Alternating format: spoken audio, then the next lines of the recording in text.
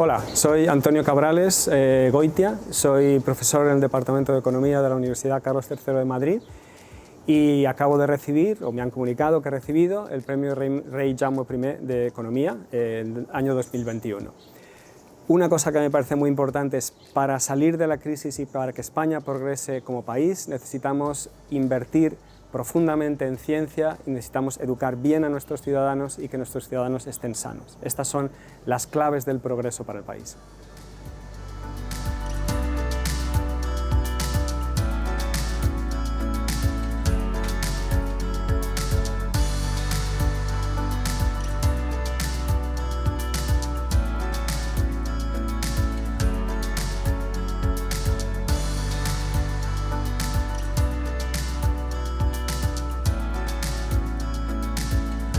¿Por qué estudio economía? Pues fundamentalmente por un par de motivos. Uno tiene que ver con descarte, por eliminación de otras alternativas. A mí me gustaban mucho las matemáticas, en cambio tenía un interés por entender cómo funciona el mundo, y en particular la época en la que yo tuve que decidir qué licenciatura hacía, que fue el año 81-82, es muy importante para la historia de España, porque estamos haciendo una transición de la dictadura a la democracia, acababa de haber un golpe de Estado. España pasa del año 72-73 de tener un 2-3% de paro a una década más tarde tener casi un 20 y tantos % de paro. Y había gente que veía estas dos variables y decía, estamos entrando en una democracia, el paro ha aumentado, la economía va peor. Igual lo que pasa es que con Franco vivíamos mejor y la democracia es un desastre. Y a mí todo esto me parecía que no se seguía, que la lógica te decía que puede haber otras causas. En el mundo ha habido una crisis muy grande, fue los años del shock primero y segundo del petróleo, el año 75, luego en el año 78-79. Entonces pensé, me gustaría tener herramientas para entender el mundo bien, para saber cómo poder contestar a la gente que dice con Franco vivíamos mejor, decirles, bueno, es que hay estas otras cosas que están pasando y realmente la causa va de este lado a este lado y no tiene que ver con la adopción de la democracia por parte de España. ¿Por qué decidí especializarme en teoría de juegos? Tiene que ver también con mi deseo de entender el mundo. Teoría de juegos es una herramienta muy importante para entender cómo se toman decisiones en un mundo donde los que toman decisiones interactúan entre sí. Y una de las cosas a las que me he dedicado durante mi carrera es, como con mucha otra gente, es intentar introducir en el estudio de la teoría de juegos elementos que vienen de la psicología. Eso es lo que se llama economía de la conducta. Y esto viene del hecho de que la teoría de juegos inicialmente parte del supuesto de que los que toman decisiones son perfectamente racionales, tienen toda la información y no cometen errores. Entonces mis primeras investigaciones usan teoría de juegos que llamamos evolutiva, donde los individuos no tienen ni por qué ser racionales. He dicho que se aplica incluso a animales tomando decisiones, por tanto no tienen por qué ser racionales. Y más adelante nos dimos cuenta de que esa decisión con falta de racionalidad completa se empareja bien con el estudio de ideas que vienen de la psicología. A veces los humanos cometen errores sistemáticos. Otra cosa que hacía la economía antes de que introdujéramos estas ideas es pensar que los individuos toman decisiones de manera puramente egoísta, es decir, teniendo en cuenta únicamente sus intereses, quizá las acciones de los demás, pero en términos de intereses únicamente los suyos. Y vimos que en general la gente toma decisiones pensando en el bienestar de los demás al mismo tiempo.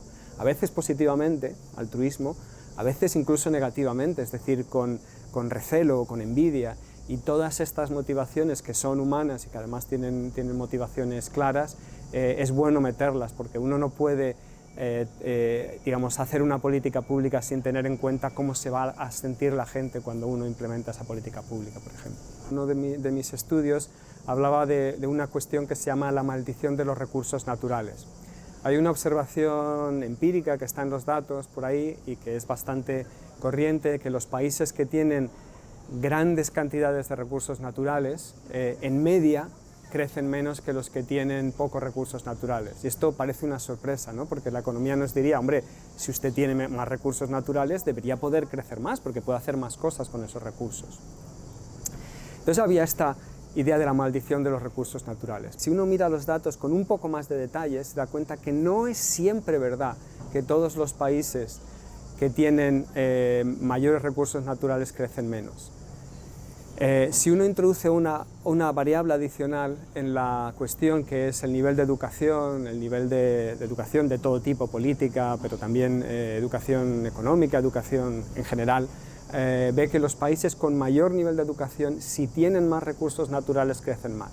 Caso paradigmático, Noruega. Noruega es un país que en las últimas décadas ha disfrutado de unos recursos debidos al petróleo y al gas natural del Mar del Norte extraordinarios, y ha crecido como otros países de su entorno, en parte gracias a esos recursos. Pero hay otros países, como Nigeria, que ha crecido poco durante muchas décadas, a pesar de tener mucho petróleo. Y la diferencia fundamental es el nivel de educación de las poblaciones.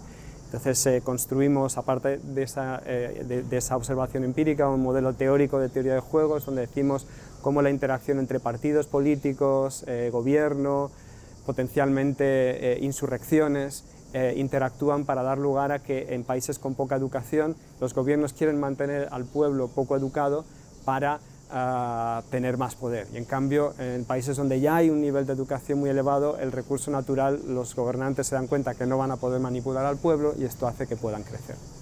En teoría de juegos original, que fue inventada básicamente por matemáticos como John Nash o John von Neumann, pues suponían que los individuos conocían completamente el problema que tenían que resolver y tenían la capacidad de resolución de un problema de optimización que tendría un ordenador matemático. Y esto no es realista. Los individuos no pueden hacer los mismos cálculos, las mismas computaciones que un ordenador.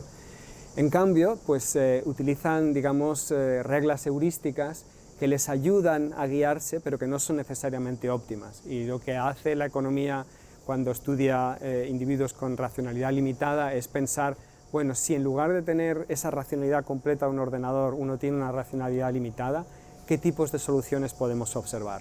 Y hay cosas que son parecidas, porque con el paso del tiempo, aunque uno no sea un perfecto ordenador, puede ir mejorando su posición hasta llegar a la situación óptima, y en otros casos no se llegará. Y de lo que tratamos en ese estudio es ver efectivamente cuándo se llega al óptimo, cuándo no se llega y cuál puede ser el inconveniente.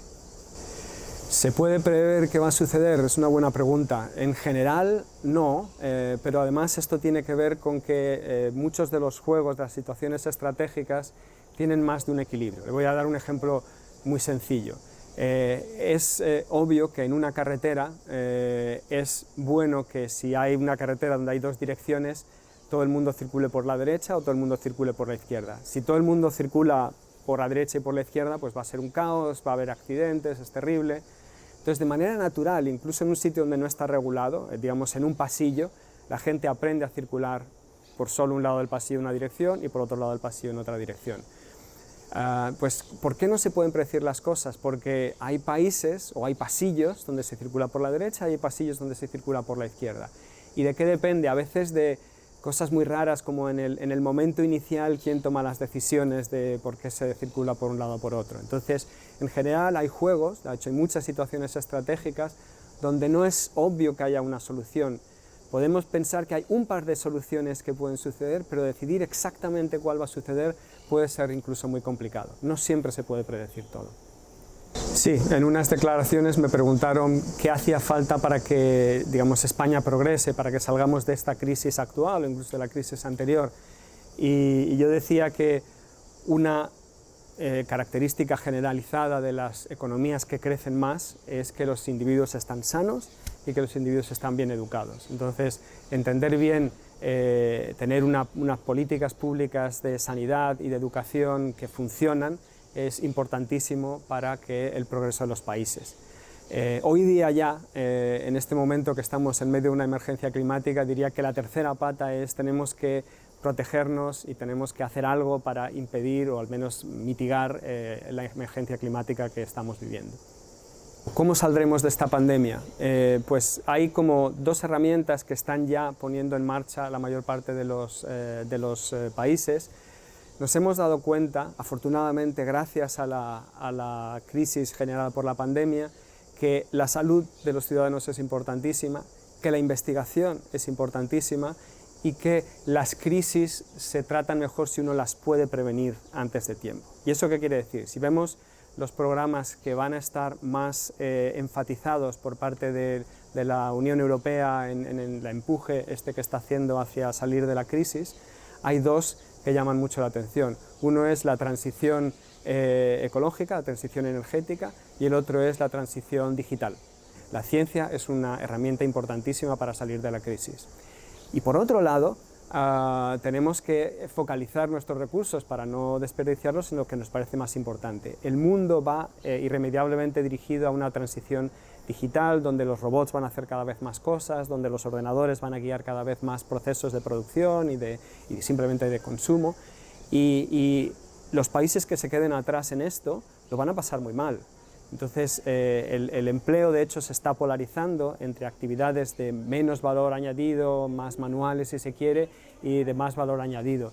Si nos concentramos en menos valor añadido, quizá tengamos empleo, seguramente tendremos empleo, pero sea de peor calidad y peor remunerado. Entonces, ¿qué está intentando hacer tanto España, espero, como la Unión Europea? Es que Europa se especialice en esta ciencia avanzada de ordenadores, de informática, de redes, que permita avanzar en la transición digital, en la robotización, en la automatización.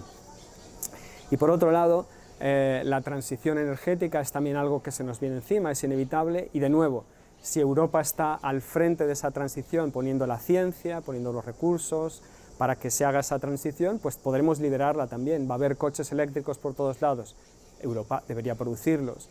Va a haber incluso coches eléctricos y además automatizados, conducidos por inteligencia artificial, pues tenemos que estar al frente de esto. Entonces nos tenemos que poner en la cabeza de que salir de esta pandemia, salir de esta crisis y además tener herramientas de progreso para el futuro implica necesariamente poner un énfasis total en la ciencia, en la educación de los individuos y en la salud de los individuos. Si hemos aprendido algo de esta situación, yo creo que, como decía, quizá la lección más esencial que hemos aprendido es que sin recursos para la ciencia y sin tener un cuerpo de grandes científicos en el país, no vamos a ningún lado. Así que esta es una de las lecciones. Otra lección es que necesitamos tener un sector sanitario preparado, bien remunerado y con suficientes recursos para hacer las cosas que necesitan hacer. No podemos tener un sector educativo, un sector sanitario y un sector científico infrafinanciado. Esto es un error que no deberíamos volver a cometer ya. ¿Por qué me han dado el premio Rei Jaume I? Pues yo no me lo habría dado, esto por empezar, pero el jurado, que es el que tiene que decidir, afortunadamente para mí, ha pensado, ha leído mis contribuciones en algunas áreas y le han parecido que eran suficientes. En particular, mencionan contribuciones a digamos, economía de la conducta, economía de las redes sociales, o de las redes complejas, mejor, para no confundir a la gente, por algunas cuestiones de políticas públicas, en particular algunas que tienen que ver con economía laboral y de la salud, pero sobre todo lo que quizá es más conocido son mis contribuciones a economía de la educación. Pues sí, sabía que había habido varios premios Nobel en la convocatoria. De hecho, a Eric Maskin le conozco personalmente, fue director de tesis de uno de mis colaboradores, de Roberto Serrano, y he interactuado con él en varias ocasiones. A Pisaridis y a Phelps no los conozco, pero obviamente lo bueno que tiene este jurado es no solamente que sean 3 premios Nobel, es que son 3 premios Nobel muy distinguidos y que además pueden juzgar aspectos muy distintos de la ciencia económica. Maskin trabaja en teoría de juegos, Maskin trabaja en diseño de mecanismos, que son temas en los que yo he trabajado mucho. Phelps es más bien economía internacional, y Pisaridis es más economía laboral, economía aplicada, macroeconomía. Entonces, entre los 3 cubren todos los aspectos y esto me hace ver que es un jurado, al menos en economía, que es lo que entiendo, muy bien elegido, porque no es solamente que hayan elegido a gente distinguida, sino que además cubre bien todos los aspectos para poder juzgar a los candidatos. ¿Qué me parece que unos españoles, de hecho no todos son españoles afortunadamente en los premios de este año? Una de las cosas que me ha gustado más ver es, no me he fijado tanto en los premios de otros años, pero en este año hay premios a no españoles, y lo que dice que haya digamos, gente muy prominente internacional que nos mire es que la ciencia española ha progresado mucho. Es verdad que a todos nos gustaría que estuviéramos en una posición mejor en ciencia en el país, y eso requiere más recursos y pagar mejor a los investigadores, pero también es cierto que la ciencia en España ha progresado mucho desde que yo entré en la universidad en los años 80. Al menos en economía, que es lo que conozco más, simplemente no hay color entre el nivel de las buenas universidades españolas ahora que el que había en los años 80, y eso se debe a un esfuerzo de toda la sociedad para intentar dotarnos de una universidad que funcione, una universidad de prestigio, una universidad de calidad.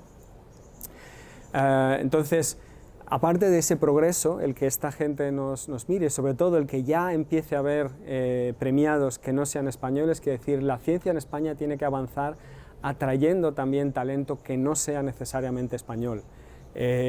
Los equipos españoles que ganan, digamos, competiciones internacionales, y que de las últimas 2 décadas los equipos de fútbol que han ganado la Champions League y, digamos, ese tipo de campeonatos, tienen montones de jugadores extranjeros que no son nacionales.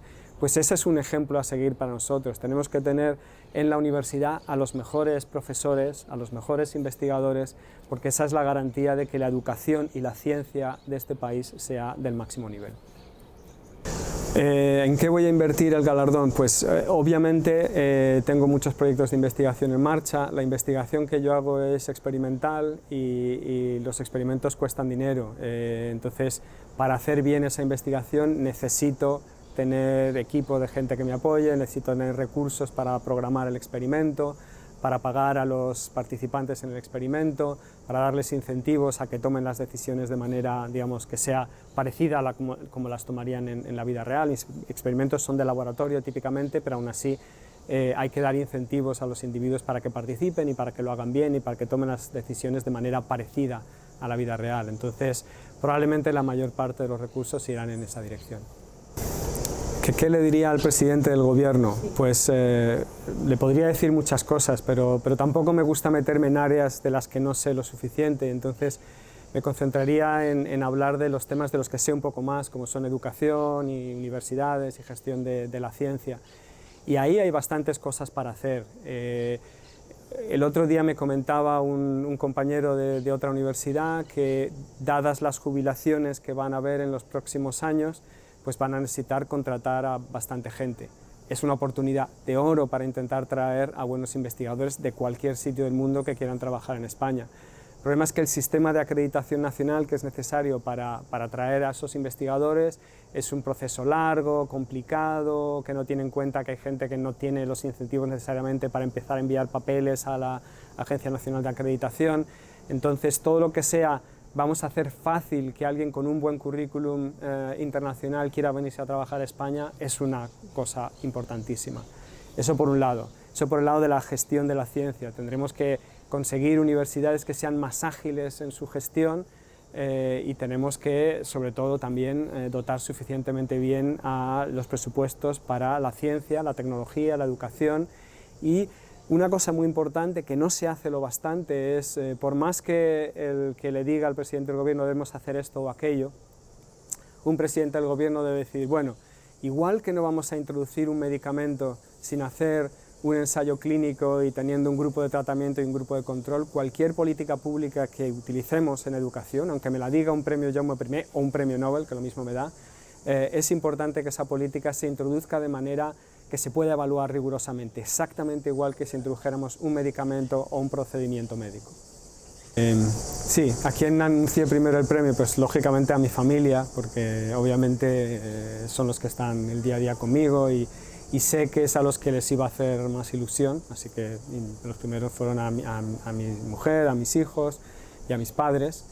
Y luego ya al día siguiente no hizo mucha falta que se la contara a mis compañeros y a mis colegas porque la labor de difusión de la Fundación es buena y se enteró todo el mundo sin necesidad que yo se lo contara, pero obviamente me hizo mucha ilusión que mis colegas del departamento lo supieran, mis colegas de Londres, yo acabo de venir de Londres de pasar 7 años allí trabajando, mis colegas de Londres también lo supieron prácticamente al día siguiente. Mi director de tesis que está en los Estados Unidos, mis coautores de Estados Unidos también se enteraron, o sea que una ventaja del mundo hipercomunicado que tenemos y de las redes sociales es que las buenas noticias, además de las malas, las buenas noticias también se expanden bien, al menos si hay alguien haciendo difusión que sabe hacer su trabajo.